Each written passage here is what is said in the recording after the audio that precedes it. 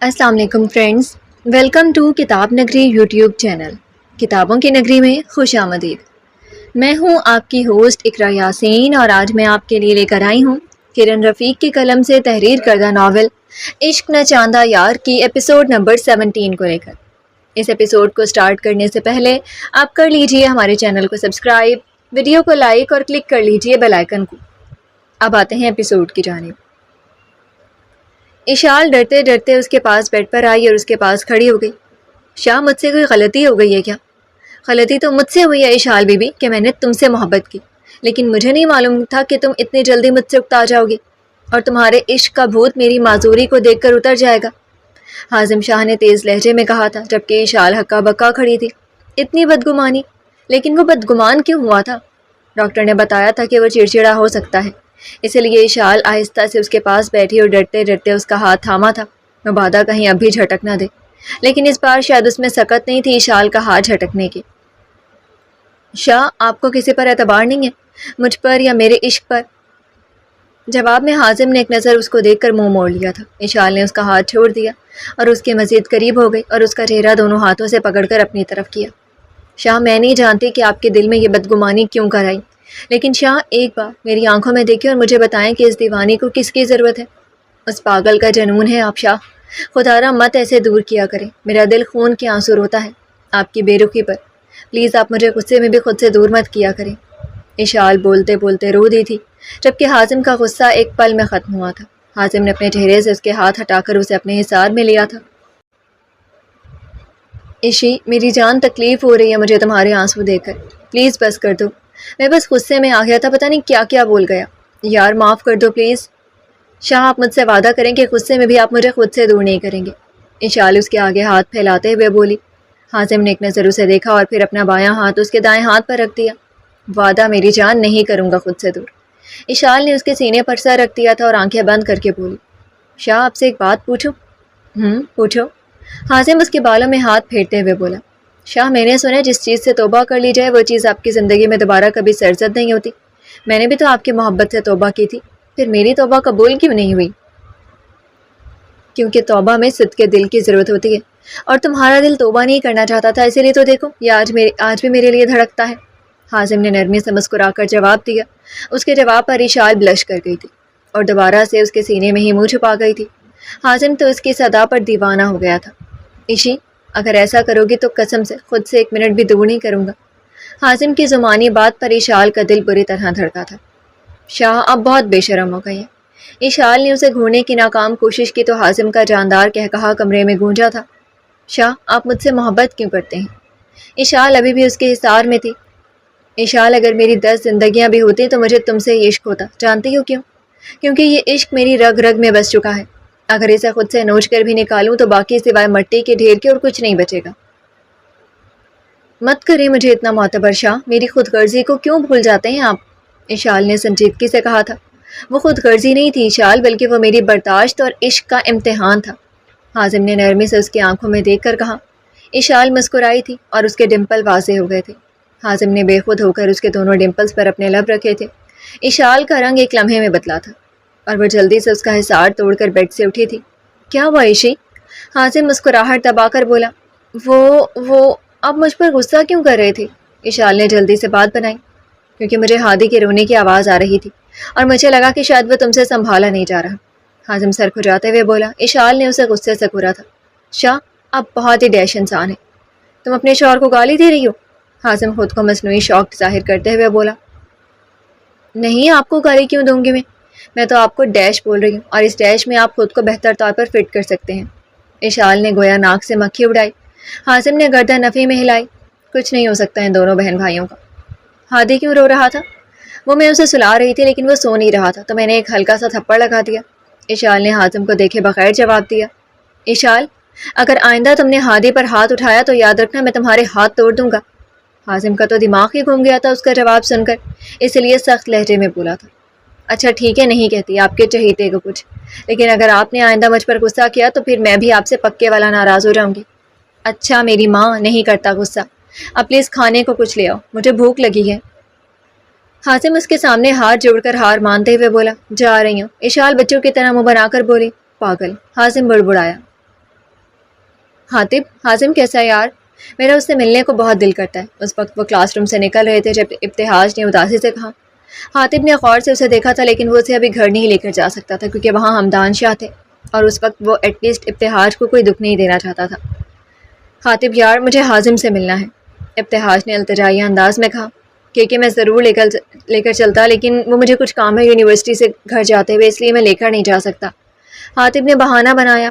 کوئی بات نہیں، میں خود چلا جاؤں گا، ابتہاج نے نرمی سے کہا۔ لیکن کہ وہ کیا بات ہے حاطب، تمہیں میرا حازم سے ملنا اچھا نہیں لگ رہا یا پھر مجھے اپنے گھر میں جانے سے روک رہے ہو؟ کیا تمہیں میرا وہاں جانا اچھا نہیں لگ رہا؟ وہ تمہارا اپنا گھر ہے، میں کون ہوتا ہوں منع کرنے والا؟ لیکن میں ڈرتا ہوں تمہیں سچ پتہ نہ چل جائے، حاطب نے دل میں سوچا۔ نہیں کہ چلو میں لے چلتا ہوں، حاطب نے بمشکل مسکرا کر کہا۔ اگر کوئی مسئلہ ہے تو رہنے دو، میں نہیں جاتا، ابتہاج نے سہولت سے انکار کیا۔ نہیں یار، کوئی مسئلہ نہیں ہے، ویسے بھی جاتے ہوئے جو کام ہے وہ تم سے ضروری نہیں ہے۔ حاطب تمہیں واقعی کوئی پرابلم تو نہیں ہے نا؟ ارے کیا اب اسٹامپ پیپر پر لکھ کر دوں؟ چلو میرے باپ، اب ویسے بھی میں بور ہو رہا ہوں، حاطب اسے اپنے ساتھ گھسیٹتے ہوئے بولا۔ ابتہاج نے اس کے چہرے پر پریشانی بھانپ لی تھی لیکن وہ اپنے دل کو نہیں سمجھا سکتا تھا جو حازم کو دیکھنا چاہتا تھا۔ جب سے اسے معلوم ہوا تھا کہ وہ اس کا بھائی ہے، وہ دن رات اس کی تندرستی کی دعا کرتا تھا۔ یا اللہ، بس ڈیڈ وہاں سے چلے گئے ہوں، حاطب نے دل میں دعا کی اور گاڑی کی طرف بڑھ گیا۔ حاطب ابتہاج کو لے کر گھر میں داخل ہوا تو اسے غیر معمولی خاموشی محسوس ہوئی۔ کہ تم حازم کے کمرے میں چلو، میں آتا ہوں، حاطب ابتہاج سے بول کر سیڑھیوں کی طرف بڑھا۔ اوکے۔ ابتہاج جیسے ہی حازم کے کمرے میں داخل ہوا اندر کا منظر دیکھ کر ٹھٹک گیا۔ حازم بیڈ پر بیٹھا ہوا تھا، اس کے دائیں جانب آمنہ شاہ بیٹھی تھی جبکہ ٹانگوں والی سائڈ پر آصفہ ہادی کو لے کر بیٹھی تھی۔ لیکن جیسے ہی اس کی نظر صوفے پر پڑی وہ ناسمجھی سے دیکھنے لگا۔ صوفے پر اشال کے دائیں طرف ایک بزرگ بیٹھے تھے۔ بابا سائیں، ابتہاج بڑبڑایا کیونکہ حاطب نے ان کا غائبانہ تعارف کروا دیا تھا، جبکہ اشال کے بائیں طرف بلال شاہ بیٹھے تھے جن کی شکل علی شاہ سے کافی ملتی تھی۔ ابتہاج نے ایک نظر ان کو دیکھا اور پھر وہیں سے پلٹنے لگا تھا جب حازم کی نظر اس پر پڑی تھی۔ خان، اسے حازم کی آواز سنائی دی تھی۔ سبھی ابتہاج کی طرف متوجہ ہو گئے تھے۔ السلام علیکم، ابتہاج نے ہچکچاتے ہوئے سب کو سلام کیا۔ وعلیکم السلام، بابا سائیں نے مسکرا کر اسے جواب دیا۔ ارے خان، اندر آؤ، حازم نے اسے دروازے کو کی چوکھٹ پر کھڑے دیکھ کر بولا۔ ابتہاج سر جھکا کر اندر آیا۔ بابا سائیں، یہ میرا دوست ہے، یوں سمجھ لیں میرا بھائی ہے، اس کا نام ابتہاج خان ہے، اور ابتہاج ہی میرے بابا سائیں اور وہ میرے چھوٹے پاپا ہیں۔ حازم نے ابتہاج کا ان سے تعارف کروایا۔ تم نے تو کافی گہرے دوست بنا لیے یہاں، بلال شاہ نے مسکرا کر حازم سے کہا۔ جی چھوٹے پاپا۔ خان ادھر آؤ، بیٹھو ہمارے ساتھ، وہ بلال شاہ کو جواب دے کر ابتہاج سے بولا۔ ابتہاج نے خود کو آکورڈ محسوس کیا۔ آصفہ اور اشال دونوں ہی وہاں سے چلی گئی تھی۔ ابتہاج ڈرتے ڈرتے اکبر شاہ کے پاس بیٹھا تھا۔ بیٹا کہاں سے ہو اور آپ کے پاپا کیا کرتے ہیں؟ اکبر شاہ نے اس کے سر پر دستِ شفقت رکھ کر محبت سے پوچھا۔ میں پشاور سے ہوں اور میرے پاپا کی ڈیتھ ہو گئی ہے۔ ابتہاج نے بمشکل اپنے آنسو ضبط کیے تھے۔ اللہ ان کی مغفرت کرے، اکبر شاہ نے کہا۔ آمین، بلال شاہ نے جواب میں کہا۔ ویسے برخوردار، میں تم سے ناراض ہوں، اکبر شاہ نے مصنوعی ناراضگی سے حازم سے کہا۔ اچھا جی، اب میں نے کیا کر دیا؟ حازم جانتا تھا کہ وہ ایسے ہی بول رہے ہیں لیکن پھر بھی مسکراتے ہوئے پوچھنے لگا۔ ارے بھائی، پہلے تم ہاسپٹل میں رہے اور گھر والوں کو مجھے بتانے سے منع کیا، یہ جانے بغیر کہ تمہارے بابا سائیں تڑپ رہے ہیں تمہیں دیکھنے کے لیے۔ بابا سائیں آپ جب سے آئے ہیں 20 مرتبہ اس بات کو دہرا چکے ہیں اور 40 مرتبہ میں آپ سے معافی مانگ چکا ہوں، یہ لیں بھائی، معاف کر دیں۔ حازم ان کے سامنے ہاتھ جوڑ کر مسکراتے ہوئے سر خم کر کے بولا۔ بگاڑ دیے اسے حاطب نے، اکبر شاہ مصنوعی تعصب سے بولے تھے جبکہ بلال شاہ نے جاندار کہا لگایا تھا۔ اچھا آمنہ، علی کب تک آ رہا ہے؟ علی شاہ کے نام پر ابتہاج نے بمشکل اپنا غصہ کنٹرول کیا تھا۔ بابا سائیں بول رہے تھے کہ شام تک آ جائیں گے۔ چلو اچھا ہے، سب آج اکٹھے ہوں گے، اکبر شاہ نے مسکرا کر کہا۔ ابتہاج خود کو وہاں الگ محسوس کر رہا تھا، اسی لیے وہ کھڑا ہوا اور حازم کو دیکھ کر بولا۔ حازم میں پھر آؤں گا، اپنا خیال رکھنا۔ ابتہاج کی آنکھیں ضبط سے سرخ ہو گئی تھی جو حازم نے بغور دیکھی تھی لیکن فیملی کے سامنے وہ پوچھ نہیں سکتا تھا۔ ابتہاج یہ بول کر رکا نہیں تھا، کمرے سے باہر نکل گیا جبکہ اکبر شاہ اور بلال شاہ کو اس کا یہ رویہ سمجھ نہیں آیا تھا۔ حازم، مجھے تمہارا یہ دوست ٹھیک نہیں لگ رہا، کہیں تم پھر سے کسی انسان کو پرکھنے میں غلطی تو نہیں کر رہے؟ اکبر شاہ نے سنجیدگی سے حازم کو دیکھ کر کہا۔ بابا سائیں، غلطیاں دہرانے والے سزا نہیں بھگتتے۔ حازم کے ایک جملے نے اکبر شاہ کے ساتھ ساتھ کمرے میں موجود ہر فرد کو بہت کچھ سمجھا دیا تھا۔ بہرحال مجھے یہ لڑکا کچھ ٹھیک نہیں لگ رہا اور تمہیں یوں ہر کسی پر اعتبار نہیں کرنا چاہیے، تم اس سے دور ہی رہو۔ اکبر شاہ نے اس کی غیر معمولی خاموشی اور اس کا رویہ دیکھ کر کہا تھا، جبکہ حازم کو ان کی بات کافی ناگوار گزری تھی۔ بمشکل خود کو اس نے کچھ سخت کہنے سے روکا تھا۔ بابا سائیں، انسان اگر ایک بار غلطی کرے تو اسے اس غلطی کی سزا دی جاتی ہے، نہ کہ اسے ساری زندگی اس بات کے طعنے دیے جاتے ہیں۔ میں جانتا ہوں آپ کو ابتہاج عجیب لگا ہے، لیکن میری ایک بات آپ دھیان سے سن لیں۔ اگر اس دنیا میں نے کسی کو اپنا مانا ہے یا کسی رشتے پر آنکھ بند کر کے اعتبار کیا ہے تو وہ صرف دوستی ہے۔ میرے لیے دوستی عشق کا دوسرا نام ہے بابا سائیں۔ میں اپنی سانسوں سے زیادہ حاطب اور ابتہاج کو ضروری سمجھتا ہوں۔ جس دن وہ دونوں مجھے چھوڑ گئے تھے، حازم شاہ کا وہ آخری دن ہوگا۔ اور یہ بات آپ پلیز دوبارہ مجھ سے مت کہیے گا کہ میں ابتہاج کو خود سے دور کر دوں۔ میں اپنی سانسوں کو خود ختم کر سکتا ہوں، لیکن خان کو خود سے دور نہیں کر سکتا۔ حازم کے بات پر اکبر شاہ نے اسے سنجیدگی سے دیکھا تھا۔ وہ جانتے تھے حازم کو اب اگر ابتہاج کے بارے میں کوئی بات کی تو وہ اپنا کنٹرول خود سے کھو دے گا۔ ایسا کیا ہے اس لڑکے میں جس کے لیے تم مجھ سے اس لہجے میں بات کر رہے ہو؟ بابا سائیں، وہ لڑکا بہت معصوم ہے، اسے دنیا نے بہت آزمایا ہے۔ مجھے ایک عجیب کشش محسوس ہوتی ہے جب وہ روتا ہے۔ خیر، آپ نہیں سمجھیں گے، اگر آپ کو برا لگا ہو تو معذرت کرتا ہوں۔ حازم کے لہجے کی مضبوطی بتا رہی تھی کہ وہ ابتہاج کو نہیں چھوڑے گا۔ اس لیے اکبر شاہ بھی خاموش ہو گئے، جبکہ آمنہ شاہ اور بلال شاہ نے دونوں کو ایک نظر دیکھا تھا۔ کچھ دیر پہلے والا ماحول سنجیدگی میں بدل گیا تھا اور یہ بات آمنہ شاہ نے اچھی خاصی محسوس کی تھی۔ جیسے ہی وہ کمرے سے نکل کر لاؤنج میں پہنچا تھا، اس کا کسی سے زوردار تصادم ہوا تھا۔ وہ لڑکھڑایا تھا، لیکن جیسے ہی اس کی نظر سامنے اٹھی، اس کی سرخ آنکھوں میں نفرت کی چنگاریاں بھرنے لگی تھیں، کیونکہ سامنے اور کوئی نہیں بلکہ علی شاہ تھے۔ ابتہاج نے مکمل انہیں اگنور کیا تھا اور باہر کی جانب جانے لگا جب اسے علی شاہ کی آواز سنائی دی، بالاج۔ ابتہاج ایک لمحے کو رکا تھا، لیکن دوسرے ہی لمحے وہ لاؤنج کا دروازہ عبور کر گیا تھا۔ علی شاہ اس کے پیچھے گئے تھے، لیکن وہ جا چکا تھا۔ علی شاہ نم آنکھوں سے مسکرائے تھے۔ تم مجھ سے زیادہ دور نہیں جا سکتے بالاج۔ میں جانتا ہوں تم مجھ سے ناراض ہو، لیکن میں تمہیں منا لوں گا۔ علی شاہ خود سے بولے اور دوبارہ لاؤنج میں آئے جہاں حاطب کھڑا تھا۔ شاید وہ سب کچھ دیکھ اور سن چکا تھا۔ حاطب، کیسے ہو؟ علی شاہ نے مسکرا کر اس سے پوچھا۔ میں بالکل ٹھیک ہوں بڑے پاپا، آپ کیسے ہیں؟ حاطب نے مسکرائے بنا جواب دیا۔ میں بالکل ٹھیک ہوں۔ حیرت ہے، کسی انسان کی زندگی جہنم سے بھی بدتر بنا کر آپ ٹھیک ہیں؟ حاطب نے طنزیہ انداز میں جواب دیا۔ علی شاہ کا ماتھا ٹھنکا تھا۔ میں کچھ سمجھا نہیں۔ یہی تو مسئلہ ہے آپ کا کہ آپ کچھ سمجھ ہی نہیں سکتے۔ حاطب یہ بول کر وہاں سے چلا گیا، جبکہ علی شاہ اس کے پشت کو دیکھ کر رہ گئے تھے۔ ایک ہفتہ ہو گیا تھا علی شاہ اور اکبر شاہ کو لاہور آئے ہوئے، اور اس ایک ہفتے میں حازم شاہ نے اسٹک کے سہارے چلنا شروع کر دیا تھا۔ گھر میں سب اس کی صحت یابی پر خوش تھے، لیکن کون جانتا تھا یہ خوشیاں کتنی دیر رہنے والی ہیں۔ حاطب نے کوشش کی تھی کہ اس کا علی شاہ سے سامنا کم ہی ہو۔ علی شاہ کو یہ چیز کافی محسوس ہوئی تھی، اس لیے وہ حاطب سے ملنے اس کے کمرے میں آئے تھے، جہاں وہ بیڈ پر بیٹھا موبائل کے ساتھ بزی تھا۔ حاطب بیٹا، کیا تم فری ہو؟ مجھے تم سے کچھ بات کرنی ہے۔ علی شاہ اس کے سامنے صوفے پر بیٹھتے ہوئے بولے۔ جی بولے۔ حاطب سنجیدگی سے ان کو دیکھ کر بولا۔ تمہارا وہ دوست جو ہاسپٹل میں حازم سے ملنے آیا تھا، وہ کہاں رہتا ہے؟ کیوں، آپ کو اس سے کیا کام؟ حاطب کی سنجیدگی برقرار تھی۔ مجھے ہاں یاد آیا، میں اسے شکریہ بولنا چاہتا تھا۔ علی شاہ گڑبڑا کر بولے۔ بڑے پاپا، اسے آپ کے شکریہ کی ضرورت تو بالکل بھی نہیں ہے، کیونکہ وہ رشتوں کو احسانوں تلے نہیں دباتا، اور ویسے بھی وہ ہر کسی سے نہیں ملتا، اس لیے میں آپ کی طرف سے شکریہ بول دوں گا۔ حاطب کے لہجے میں چھپا طنز وہ بخوبی سمجھ گئے تھے۔ حاطب، مجھے اس سے ملنا ہے، پلیز ایک بار ملوا دو۔ علی شاہ کا لہجہ التجائیہ تھا۔ بڑے پاپا، آپ کیوں اس سے ملنا چاہتے ہیں؟ اور اگر صرف شکریہ ادا کرنے کی بات ہے تو میرا یقین کریں وہ اتنا کم ظرف نہیں ہے کہ آپ کی شکریہ ادا نہ کرنے پر برا مان جائے گا۔ علی شاہ اس کی بات پر واقعی لاجواب ہو گئے تھے۔ وہ مشکل اپنے آنسو پیتے اٹھے تھے اور کمرے سے باہر نکلنے والے تھے جب انہیں حاطب کی آواز سنائی دی۔ جس دن اسے بیٹا ماننے کی ہمت اور دنیا میں اسے اپنا نام دینے کی ہمت آپ میں آ جائے، اس دن میں اسے آپ سے ضرور مل پاؤں گا۔ حاطب کی بات پر وہ ایک دم پلٹے تھے اور بے یقینی سے حاطب کو دیکھ رہے تھے۔ سب کچھ جانتا ہوں میں، اتنا حیران مت ہوں۔ حاطب نے ان کی حیرانی بھانپ کر بولا۔ حاطب، میں مجبور تھا یار۔ علی شاہ نے کمزور سی دلیل دی۔ بڑے پاپا، اگر آپ چاہتے تو وہ آج آپ کے پاس ہوتا۔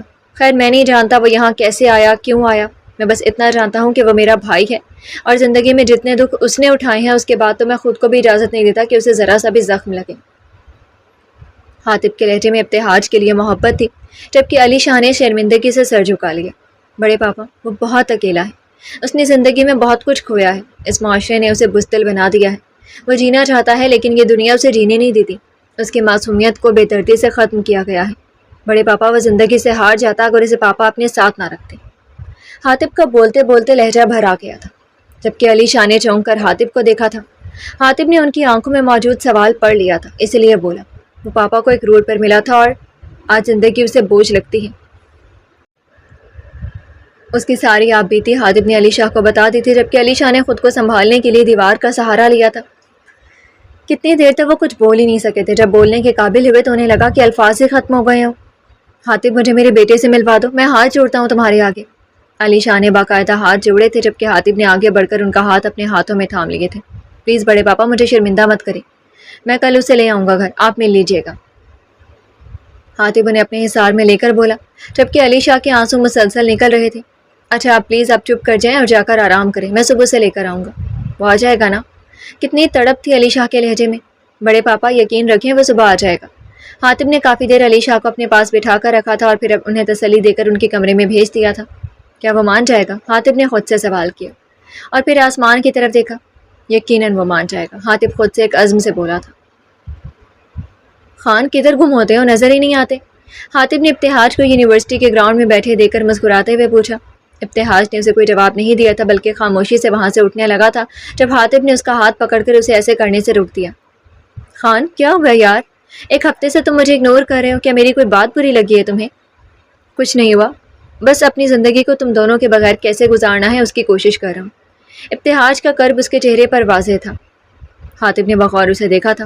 اور تم ہم دونوں کے بغیر زندگی کیوں گزارو گے؟ اب زندگی کے ہر موڑ پر تم لوگ میرے ساتھ تو نہیں ہوگے نا؟ مجھے خود کو تم لوگوں کا عادی نہیں بنانا چاہیے۔ خان تم ناراض ہو کیا؟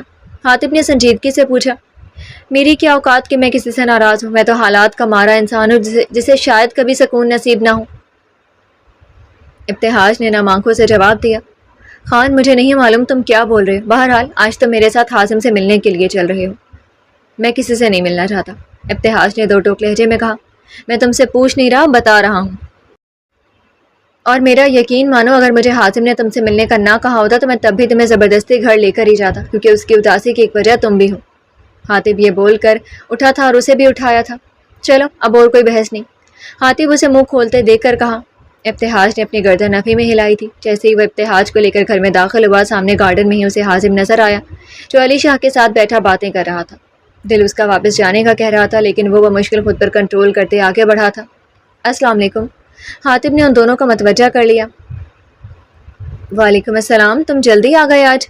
حازم نے حاطب سے پوچھا، لیکن جیسے ہی اس کی نظر ابتہاج پر پڑی وہ خوش ہوتے ہوئے اسٹک کے سہارے اٹھا تھا اور اس کے بغل گیر ہوا تھا۔ کیسے ہو خان؟ حازم نے مسکرا کر خوش دلی سے پوچھا، جبکہ علی شاہ نے نم آنکھوں سے اسے دیکھا تھا۔ دوسری طرف ابتہاج نے انہیں مکمل اگنور کیا تھا۔ میں ٹھیک ہوں، تم سناؤ؟ ابتہاج نے بمشکل مسکرا کر اسے جواب دیا تھا۔ میں بالکل ٹھیک، اچھا بیٹھو تم، یہ میرے ڈیڈ ہیں۔ علی شاہ پر نظر پڑتے ہی حازم نے ان کا تعارف کروایا۔ کتنا مشکل تھا یہ لمحہ اس کے لیے جب حازم نے علی شاہ کو اپنا باپ کہہ کر متعارف کروایا تھا۔ دل خون ہوا تھا اس کا جب اس نے علی شاہ کو اگنور کیا تھا۔ ایک ہفتے سے وہ انہیں ملنے کے لیے تڑپ رہا تھا۔ وہ نفرت پتہ نہیں کہاں جا سوئی تھی، جسے وہ پچھلے کئی سالوں سے اپنے اندر محسوس کر رہا تھا۔ السلام علیکم بیٹا، کیا حال ہے؟ علی شاہ نے مسکرا کر کہا۔ وعلیکم السلام، میں ٹھیک ہوں۔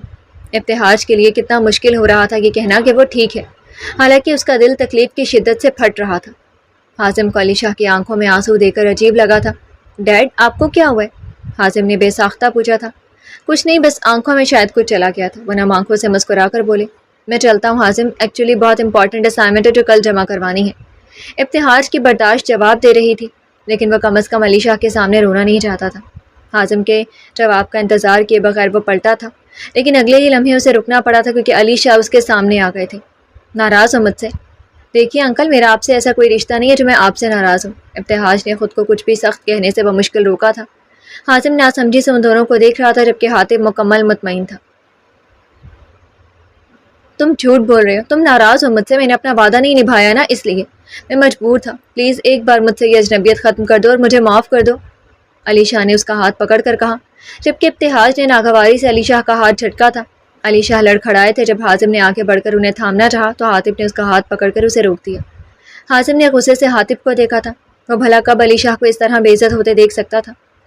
جب میں آپ کو جانتا ہی نہیں ہوں تو کیوں بار بار مجھ سے معافی مانگ رہے ہیں؟ میرا آپ سے کوئی رشتہ نہیں ہے، ابتہاج چینخ کر بولا اور وہاں سے جانے لگا، لیکن پھر علی شاہ اس کے سامنے آ گئے، جبکہ اس کی چینخ پر لاؤنج میں موجود باقی گھر والے بھی باہر آ گئے تھے۔ تم بالاج ہو، میرے بیٹے، اور تمہارے کہنے نہ کہنے سے یہ رشتہ ختم نہیں ہو جاتا۔ نہ میں بالاج ہوں اور نہ ہی کسی بالاج کو جانتا ہوں. میں ابتہاج حارث خان ہوں. اب آپ پلیز میرے راستے سے ہٹیں. ابتہاج سرد لہجے میں بولا جبکہ باقی گھر والے علی شاہ کو ناسمجھی سے دیکھ رہے تھے. میں جانتا ہوں کہ تم بالاج ہو. نہیں ہوں میں بالاج. سمجھ میں نہیں آ رہا آپ کو؟ ابتہاج شدت ضبط سے سرخ ہو گیا تھا اور ایک بار پھر گھر سے باہر جانے لگا تھا جب اسے علی شاہ کی سخت آواز سنائی دی. اگر اس گھر سے ایک قدم بھی باہر نکالا تو میں حارث کو مارنے میں ایک سیکنڈ بھی ضائع نہیں کروں گا. ابتہاج ٹھٹک کر رکا تھا اور سرخ چہرے کے ساتھ مڑا تھا. ساری فیملی حیران و پریشان علی شاہ کو دیکھ رہی تھی. حارث پاپا زندہ ہیں؟ ابتہاج کو اپنی آواز کسی کھائی میں سے آتی ہوئی سنائی دی تھی لیکن وہاں سب لوگوں نے اس کی خود کلامی سنی تھی. ہاں وہ زندہ ہے اور اس وقت ایسی جگہ ہے جہاں وہ بالکل محفوظ ہے. لیکن اگر تم اسے زندہ دیکھنا چاہتے ہو تو تمہیں میرے بالاج کو مجھے لوٹانا ہوگا. علی شاہ جان گئے تھے وہ ان کی بلیک میلنگ میں آ گیا ہے اس لیے بولے. کہاں ہے وہ جارحانہ انداز میں ان کی طرف بڑھا تھا. پہلے میرا بیٹا. علی شاہ نے سنجیدگی سے کہا تھا. مر چکا ہے بالاج. مار دیا آپ نے اسے؟ سنا آپ نے مر گیا ہے وہ. اب بتائیں حارث پاپا کہاں ہیں؟ ابتہاج چلاتے ہوئے بولا جبکہ علی شاہ نے دہل کر اپنے دل پر ہاتھ رکھا تھا. بالاج پلیز ایسے مت بولو. علی شاہ تڑپ کر بولے. میرا آپ سے کوئی لینا دینا نہیں ہے. مجھے بس حارث پاپا کے پاس جانا ہے. وہ سنی کب رہا تھا. وہ احساسات سے آری لگ رہا تھا. اس کی ضد علی شاہ کو اور دکھ میں مبتلا کر رہی تھی. ٹھیک ہے میں بتاتا ہوں ایڈریس لیکن تم بھی مجھ سے جھوٹ بولنا بند کرو اور سچ سچ بتاؤ کہ تم ہی بالاج ہو نا؟ علی شاہ ہار مانتے ہوئے بھرائے لہجے میں بولے. ہاں میں ہی ہوں بالاج. وہی بالاج جس کو آپ نے مارنے میں کوئی کسر نہیں چھوڑی تھی. ابتہاج کا ضبط جواب دے گیا تھا. میں اپنے بیٹے کو کیسے مار سکتا ہوں یار. تم میری پہلی اولاد ہو اور ہر باپ کو اپنی پہلی اولاد بہت عزیز ہوتی ہے. علی شاہ آپ نہیں ہیں میرے باپ کیونکہ باپ آپ جیسے نہیں ہوتے. آپ نے مجھے اسی دن مار ڈالا تھا جب مجھے لندن چھوڑ کر یہاں آ گئے تھے. نہیں بالاج میں بس کریں آپ ورنہ میں آپ کی عمر کا لحاظ بھی بھول جاؤں گا. ابتہاج نے سرخ آنکھوں سے علی شاہ کو گھور کر چلاتے ہوئے کہا. حازم کا ضبط جواب دے گیا تھا اس لیے وہ حاطب سے اپنا بازو چھڑوا کر آگے بڑھا اور ابتہاج کو گھور کر بولا. خان اپنی حد میں رہو. یہ مت بھولو کہ تم اس وقت کس سے مخاطب ہو. ابتہاج نے زخمی نظروں سے حازم کو دیکھا اور بولا. ٹھیک کہا تم نے. مجھے یہ نہیں بھولنا چاہیے کہ میں اس وقت علی شاہ یعنی کہ تمہارے باپ سے مخاطب ہوں اور میرا نہ تم سے کوئی رشتہ ہے اور نہ تمہارے باپ سے. بالاج پلیز مجھے ایک بار وضاحت کا موقع تو دو. اور حازم تم ہٹو ہمارے درمیان میں سے. علی شاہ نے حازم کو درمیان میں سے ہٹایا تھا. کس وضاحت کی بات کریں آپ مسٹر علی شاہ؟ مجھے آپ سے کوئی وضاحت نہیں چاہیے کیونکہ وضاحتیں وہاں دی جاتی ہیں جہاں کوئی رشتہ ہو اور میرا آپ سے کوئی رشتہ نہیں ہے. ابتہاج علی شاہ کی آنکھوں میں آنکھیں ڈال کر بولا. بالاج میں مجبور تھا بابا سائیں کے وعدے کے آگے ورنہ ایسا کون سا باپ ہے جو اپنی اولاد کو خود سے دور کر دے. مجھے بس یہ بتائیں کہ حارث بابا کہاں ہیں کیونکہ میں اب آپ کی آواز نہیں سننا چاہتا. خان تم ایک بار بڑے پاپا کو صفائی کا موقع تو دو. حاطب نے ابتہاج کے کندھے پر ہاتھ رکھ کر نرمی سے کہا. حاطب کس صفائی کی بات کر رہے ہو تم؟ کیا تم میری زندگی کی حقیقت سے ناواقف ہو؟ کیا تم نہیں جانتے تمہارے بڑے پاپا کی وجہ سے ہی میں نے اپنی شخصیت کو تباہ کر دیا ہے؟ ویسے کتنا آسان ہوتا ہے نا کہنا ایک بار معاف کر دو لیکن مقابل کی کیا حالت ہوتی ہے اس کو صرف اللہ ہی جانتا ہے. حاطب کو نم آنکھوں سے جواب دے کر ابو علی شاہ کی طرف مڑا تھا. آپ مجھے اپنے دل پر ہاتھ رکھ کر بتائیں کہ آپ کبھی نہیں تڑپے تھے میرے لیے؟ آپ کو معلوم ہے صرف آپ کی وجہ سے میں آج اس دنیا میں سر اٹھا کر نہیں چل سکتا. لیکن آپ کو کیا؟ آپ جیسے لوگ تو بس بچے پیدا کر کے بھول جاتے ہیں کہ ان کی ذمہ داری بھی ہوتی ہے. خدا کے لیے بس کر دو بالاج. مجھے تکلیف ہو رہی ہے. کیوں اذیت دے رہے ہو؟ علی شاہ ہارے ہوئے لہجے میں بولے. اذیت جانتے بھی ہیں اس لفظ کے معنی؟ میں بتاتا ہوں آپ کو. ابتہاج اپنے سینے پر انگلی رکھ کر سرخ آنکھوں سے علی شاہ کو دیکھتے ہوئے بولا. جب میری ماں نے مجھے آپ سے نفرت پر مجبور کیا تب میں نے جانا تھا کہ تکلیف کیا ہے. اس ولیم کی آنکھوں میں جب اپنے تب مجھے معلوم ہوا کہ دکھ کیا ہے. جب اس ولیم نے اپنے دوستوں کے ساتھ مل کر مجھے تب میں نے جانا اذیت کیا ہے. آپ تو بیٹا پیدا کر کے بھول گئے تھے لیکن میں نے تب بھی آپ کو یاد کیا تھا, مدد کے لیے پکارا تھا لیکن آپ نہیں آئے. تب مجھے معلوم ہوا کہ جس دکھ کا علاج نہیں ہوتا اسے سہنا پڑتا ہے. میری اذیتیں یہاں ختم نہیں ہوئی تھیں مسٹر علی شاہ. آپ تو اپنی زندگی میں خوش تھے اپنے بیٹے کے ساتھ. میری گنجائش ہی نہیں نکلتی آپ کی زندگی میں. لیکن پھر بھی میں نے آپ پر یقین کیا. مجھے لگا تھا کہ جس باپ نے مجھے پیدا کیا وہ تو لازمی مجھے تحفظ دے گا. لیکن میں تو غلط نکلا. میری سوچ کو بدل دیا آپ نے. میرے لیے باپ کے معنی کو بدل دیا آپ نے. آپ باپ کہلانے کے لائق ہی نہیں ہیں. جب حارث پاپا نے مجھے آپ کے بارے میں بتایا تھا تو مجھے لگتا تھا کہ میری ماں غلط تھی.